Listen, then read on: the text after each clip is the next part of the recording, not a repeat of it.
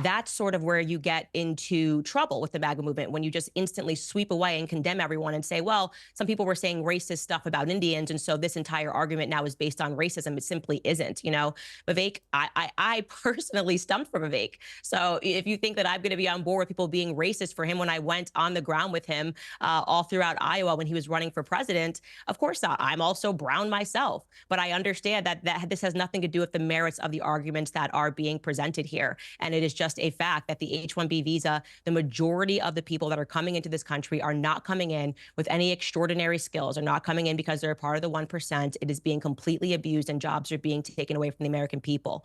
Now, Piers, to your point about the MAGA rift, I'm glad to see it. I very much agree with Steve Bannon. I mean, the last estimate that was done, by the way, and this speaks to Michaela, you saying it's just 85,000 people that are allowed annually. Well, the last estimate that was done in 2019 approximated that 600,000 foreign nationals were here on this visa program, all of them being provided with a pathway to citizenship that doesn't include in 2 years you can then get out of that program and become a permanent resident.